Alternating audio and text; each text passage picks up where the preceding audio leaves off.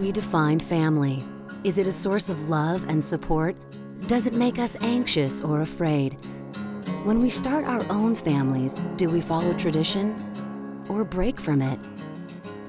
How do our neighbors see us? How do we see each other? These questions are important for all people, but in the gay community, they have special significance. Coming out, defining gender roles, raising children, getting some rest and relaxation. There are a million questions and 10 million answers. Join us as we take a look at this slice of gay life right here on Here Family.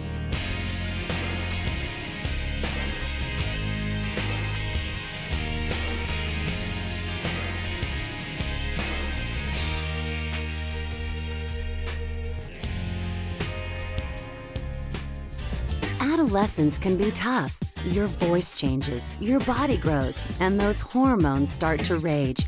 Just being out was scary enough. We sat down with some teens to talk about growing up gay in a straight world.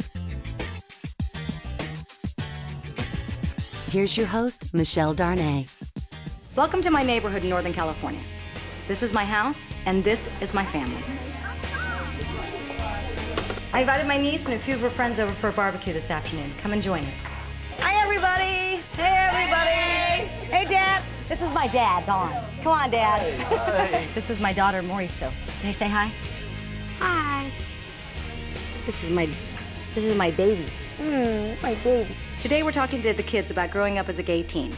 My name is Bonnie. I'm Jamie. I'm Sabrina. Ryan. Coming out is one of the most difficult experiences in life. We pulled up in the driveway and she was about to get out of the car and I said, Mom, we gotta talk. When Bonnie first told me she was gay, I was, I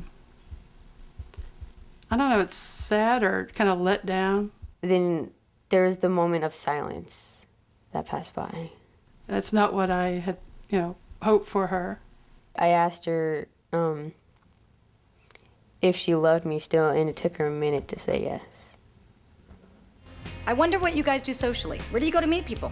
Pretty much everyone knows everyone else in the gay community, so it's not hard really once you know like a few people to meet new people. We go down to the Rainbow Community Center. We have like a room that we just can just sit down and chill out. Like Ryan used to go to it too. Like we just hang out and there's like a pool table in the back. The Rainbow Center, which I don't even know if it was called the Rainbow Center way back then. It was so discreet here in town when I was a kid that it's like you would go there, but you sort of walk in through the back door. My family doesn't know I'm gay. I told my mom, I was trying to tell her, but she told me that I was bi-curious and that it's just a phase and that I'll grow out of it, but I'll show her. She doesn't know I'm going out with Jamie. I'm nervous, about her mom. Her mom scares me, actually. She scares me. I want her to tell her mom that we're dating. I don't want her to do it right away, but I want her to tell her sometime, and we both feel like if she tells her, then she won't let her see me at all. I hope to, get married, have a couple of kids. I do definitely plan on having a family. I want to have kids. I want to get married. I don't want to think about it. I always wanted to have kids because I come from A big family? So I just assumed I would have kids, but I never thought I would have a partner. And a lot of teenagers that I've spoken to across the country, it's just automatic for them. Oh yeah, I'm gonna have a family. Oh yeah, I'm gonna buy a house someday. Those are some of the things that we never really considered. Just being out was scary enough. I think people just hate on gay people because they think it's inhuman, it's not natural, it's not what's in the Bible. I guess I was hit because I was gay. I blacked out because I got hit in the head, and then I woke up on the street, sitting in the street with my head in my hands, and a cop pulled up and asked me what was wrong, and they told me I had a concussion. They brought me to the hospital. They said they were gonna file a report, but nothing ever happened to the guy that hit me or my friend. I figured there was nothing I could do about it. People are gonna hate people. There's a lot of hate in this world, and people are gonna hate people for no reason at all, and you can never really change that. I meet with some of the kids in the middle of the country. It's a completely different ballgame. No one knows that they're gay, or very few people know that they're gay. And they have to drive, 2 states over in order to go to a safe space to meet other kids. I have a question for the parents. What kind of response do you get from your friends? community that I did belong to as church, there were a few people that would not tell me up to my face, but they told others that they totally just thought it was wrong, you know, and that it was something I did as a parent that raising him that turned him gay, and you know, I mean, but again, it's a small-minded person, and they weren't friends. At first, you had that feeling like most parents do, or what I've heard that most parents have, which is, what did I do wrong? Absolutely. What did I do wrong? Right? Yes. But then the other 10, I mean, you did all right with the first 1 through 10. Right. I have 10 other siblings, and my mom used to have these weekly meetings for us anyways, because that's how she communicated with all of us. And so she'd have a weekly meeting, God bless you. She'd have a weekly meeting every weekend with my siblings, and she took them aside and told them, right, that I was different. Yes, they all knew you were different. I think the hardest part about you being gay was, one, I was afraid that, what did I do wrong? Mm-hmm. And after going through all of that emotional stress, I finally got me a therapist. And he and I sat for a long time. We discussed it, and after 3 hours, he says, you know, I don't know why. And I said, oh, why am I worrying about this? And his biggest thing was, do you love your daughter? I said, yes. He said, unconditional? I said, you bet. He said, then just tell her. And that's what I did. Michelle was 12. That's right. 12, I was 12. Just a little baby. The main thing is just having acceptance and loving yourself. We never know how many people's lives we're going to touch and how many people are in desperate need of some of this information. I'm grateful today that the teenagers came to join us and spend some time at my home here in California. Bye, everybody!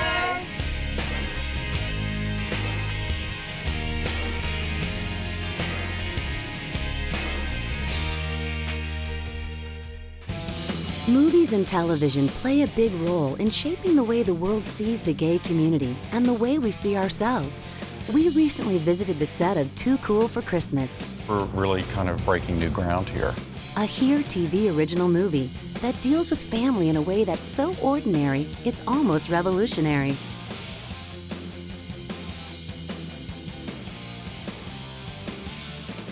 I'm Michelle Darnay. I'm here on the set of Regent Entertainment's film, Too Cool for Christmas. This is Whitney and Mickey. Come join us. Check it out.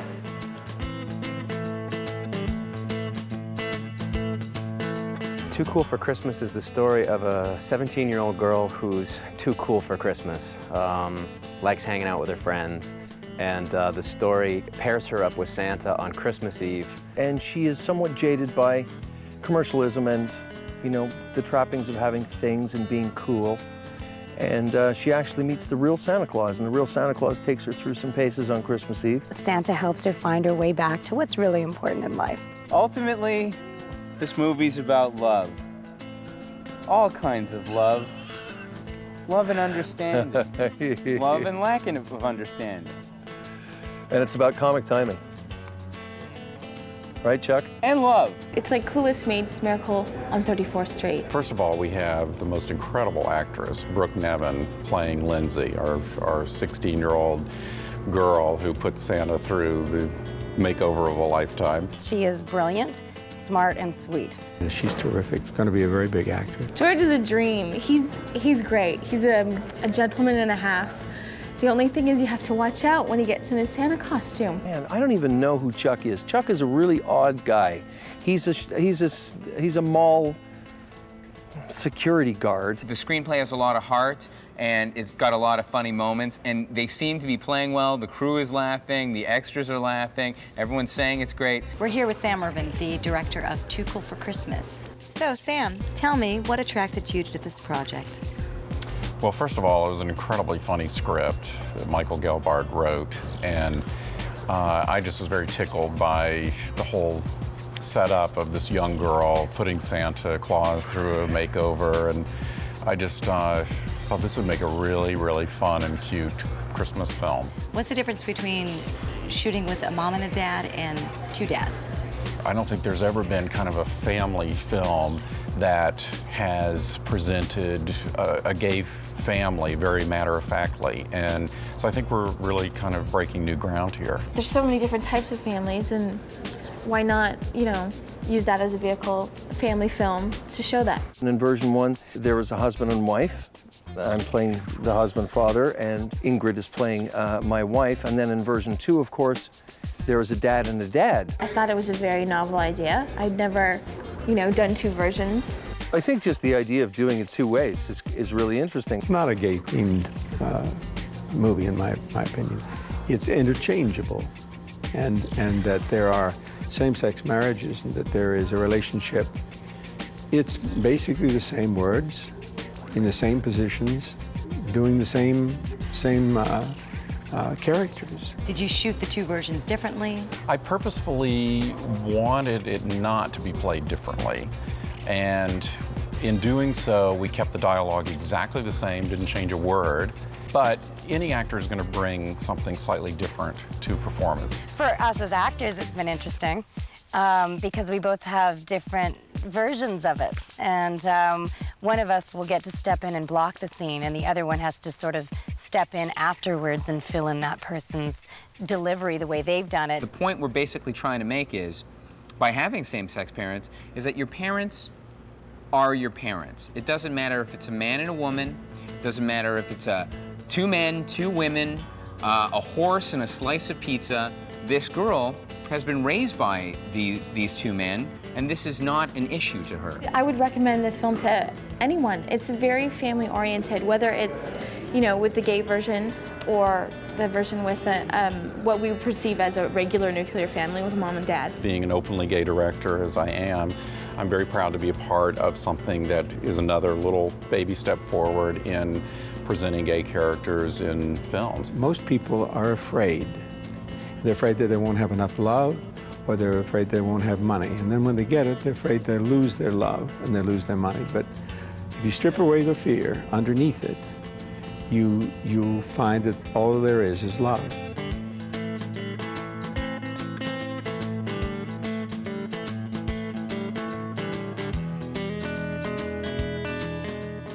Let's face it, the nuclear family has had a nuclear meltdown. We're free from those old definitions and old expectations. It can be confusing. But where do we find love and understanding? For a group of people in Portland, Oregon, the answer was to find a new definition for the word family.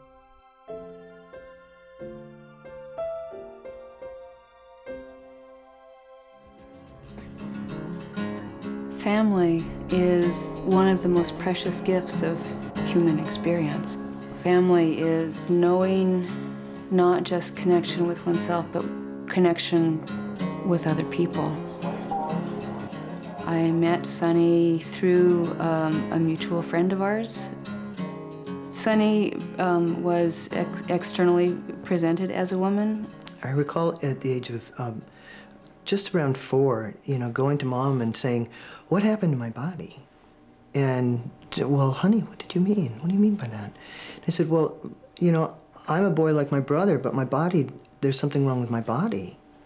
And she, "Oh, honey, no, it's okay, you're a girl." What I remember about meeting Sonny is that our eyes met, and I only saw being. I only, it was like it didn't matter. Eyes met, and there was nothing left in the world other than that. I came to Oregon to attend Oregon State University, and it was at the university that I met the girl's dad, Gary. I'm the father of Jordan. She's my oldest child. And then Shane came along with her recently. Zach's my youngest child. Katie's my middle child. And Sequoia and Sonny and I were all housemates. It can be confusing. Or it can be simple. My name is Jordan Renee Winterwolf. I am 25 years old. I see my mom and I as being life partners in a way that is very parallel and supportive. We feel each other really strong when she's in California and I'm here. It's like we miss each other so much, but we feel each other in our lives just still so much heart connection. I love you, you look beautiful. Transition happens in a lot of ways. It's like people move, people grow, jobs change, kids come, there's all kinds of transitions. And it just so happens that in this particular family, you know, transition has included, you know, gender presentation. Oh yeah, I remember Sunny clearly when I was young. I always saw Sunny as a parental unit to me, and basically adored him. They loved Sunny. I was going to say they loved her, but you know, it's just at this point in my life, it's very odd to say that pronoun. My name is Shane Seven Raven Wolf, and I'm currently 27, and I enjoy gardening and photography as well. I met Shane through Jordan, and Shane was early in his transition, and so at the time I met him, it was not clear to me whether Shane was male or female. What I saw was that Shane matched Jordan's heart. You know, anybody who moves in their life toward living authentically, regardless of what that means, there's life there. And those of us who wish life are drawn to it. And I saw that in Shane. And as he and Jordan became involved, and I got to see him more and more, he was available for conversation in ways that I couldn't talk to somebody my own age. Shane would sit down at the table and just like, yeah, let's talk about this. You know, let's talk about the effects of testosterone on the body and the emotions and, you know, and how's your, you know, all the questions that we all have. There was questions about coming out at work and about safety in bathrooms. Oh, yes. There's questions about telling family about how to buy a suit. Do you think more about cars now, you know? Do you want a beer and football? You know, all of these questions kind of thing that are on that superficial level, and yet the mind is curious. I feel I encourage Sunny with his transition by being supportive of his transition and also answering questions that he had and talking about gender openly. I was very attracted to Sunny, you know, in his at that time current state. And I was like, oh my gosh, you know, is it going to change? And am I not going to, you know, will I no longer be attracted? I mean, it was like, it was an important thing. I want to continue to be attracted. And as it turns out, that's not a problem. Male to female, there are a variety of surgeries that are available and genital surgeries that are available that end up being very functional. Female to male, it's not quite so, and it's very, very expensive, and the stuff doesn't work that well. So that's more of an optional thing. And Sequoia and I have a great intimate relationship, and I don't want to be out of function recovering from surgery, you know. The year after Shane's surgery was very different. Yeah. Sitting in the hot springs naked was a different experience. Her kids gave me a taste of being able to participate in family structure in a new way. I've always known that I'm going to be a parent, and Shane has not always known that he's going to be a parent, but sometime almost a year ago, yeah, that came really strong. That sense of knowing came really strong into him, and so we started sort of investigating what our options are. The richness and the meat of the life is really being able to dive into what I'm feeling is truly family, and being able to really become and be with one another what you really fully are, and whatever that is celebrated. For me, that's what family is. That's what I experience within this family. Family kind of defines itself. I mean, you can say what's the definition of family, and you can look it up in the dictionary, but you wouldn't necessarily find ours in the dictionary. You know, we've used that as a starting point and defined that for ourselves. Family are the people that you would do anything for, that would do anything for you. Being endlessly forgiving. That's the nicest way to say it. And constantly stretched. Just be themselves, and that's really about it. Expecting them to do certain things is kind of where you get into trouble then, if anything. Yeah. Especially with this family. Expecting too much might get you in trouble. It's normal. I think our family is better than other people's.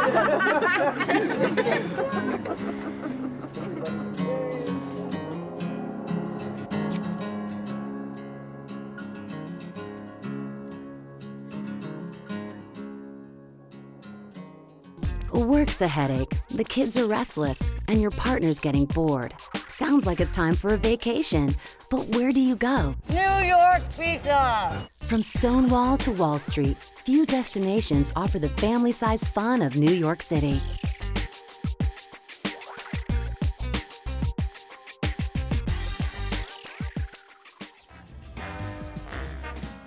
My niece and nephew have come to visit, and I'm going to show them around the greatest city in the world.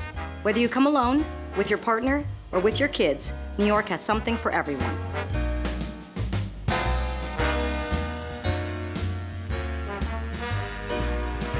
Anytime you're traveling, you should always make it a point to stop at the local LGBT center. We've got like 30 different programs we run, and we have 300 groups that use the building. It's over 250,000 visits every year. And that doesn't count the website, it doesn't count phone calls, that's just people walking through the door. There is always something is happening at the center. June is Pride Month in New York City, which is an amazing time to come because there are lots of activities. We have a Halloween party that's always very fun, and of course holiday parties that come in at the end of the year. So I think our event schedule matches with what out-of-towners might be looking for. You can go to our website at www.gaycenter.org for more information. Next up, Greenwich Village. Sometimes it's more fun to see the city on foot. Come on, let's go. We're late. We're getting ready to meet my friend Todd. Here he is. Hey everybody, my name's Todd. I'm your tour guide for today. Todd Lefkovic, local food expert, has joined us for the first part of our tour. Today we're going to visit my favorite chocolate shop in New York City. It's called Lilac. It's got over 100 different varieties, and we're going to taste some of the best chocolate you've ever had. Yay! 3 types of chocolate: dark, milk, and white. White chocolate isn't even chocolate. It's actually cocoa butter, vanilla, and sugar. Milk chocolate is what most Americans love. It's a lot of sugar, a lot of milk, and only about 30 to 40% cocoa. Dark chocolate is for true chocolate lovers. In dark chocolate, you have anywhere from 70 to 80% cocoa, then just enough sugar to make it taste good. Our next stop on the food tasting tour is Murray's Cheese Shop. Murray's is actually the smallest cheese shop in New York. It's the busiest, and it has over 400 different varieties of cheeses from around the world. Come on inside and check it out. The 2 cheeses we choose is especially very friendly cheese for the children. The first one to taste is Belfast. There you go. Let's see how happy that makes you, that cheese. Perfect, delicious. I like it. What you're going to experience right now is Joe's original New York style pizza. Come on outside and take a big bite. 2, 3. Delicious. New York pizza. Hey guys, look what I've got. Homemade Italian gelato. Thank you. Come on over here. You guys know what gelato is? It's I think it's like a creamy ice cream, right? All it is Italian ice cream. It's basically the same exact thing, it's just the name in Italian. And we're getting it from Rocco's Pastry Shop. Rocco's has been around since 1973, and it's just a fantastic neighborhood Italian pastry shop. What do you think? Is it good? Is it great? It's really good. Todd, thank you so much. We had such a wonderful Oh, so did I. I'm glad I could show you around Greenwich Village and we could taste our way through the neighborhood. The subway is a great way to get around the city. It's only $2 a ride, and children under 44 inches ride for free. Here we are at the coolest theater in New York City. Hey guys, welcome to the New Victory Theater. I'm Darren. Hi, Darren. Thanks for having us today. Appreciate it. Can you tell me how long the theater has been in business? The New Victory Theater has been here actually all the way since 1900. It's the oldest active theater in New York. We present a variety of shows from all over the world, puppetry, music, theater, dance, circus. Kids love it here. I mean, it's a theater for you, so it's a place where you can come and cheer your head off and see the shows you want to see. We have extremely affordable prices. You can come see a show here for $10 to $30 a person. The New Victory Theater is the only theater like this in all of New York City. 30th and 12th Avenue, please. Step on it, we're in a hurry. Next stop, home of Liberty Helicopters. We're flying at about 1,000 feet, as high as the Empire State Building. For as little as $49, you can get a once-in-a-lifetime flight around New York City. It feels like we're going slowly, but we're going really fast at about 200 miles an hour. Hey look, the Statue of Liberty. It's just been reopened since 9/11. It's time to move on. To find out more about Liberty Helicopters, you can visit their website at www.libertyhelicopters.com. Remember, Manhattan is an island, so we decided to continue our tour with the leisurely cruise. There's a good chance that most of you guys are going to get wet. The wind is starting to pick up. There's a lot of traffic out there. Hey, you guys bought tickets for a fast speedboat ride, and that's what you're going to get.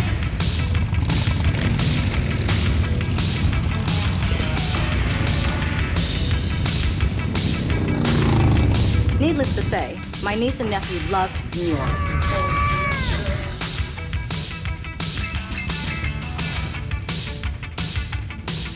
There she is again.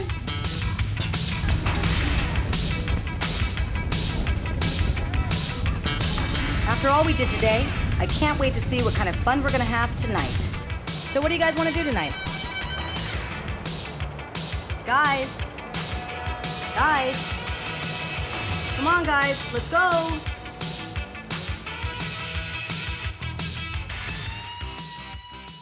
Arts and entertainment, personal discovery, gender politics. And that's just the tip of the iceberg. Join us next time for another look at gay families right here on Here Family.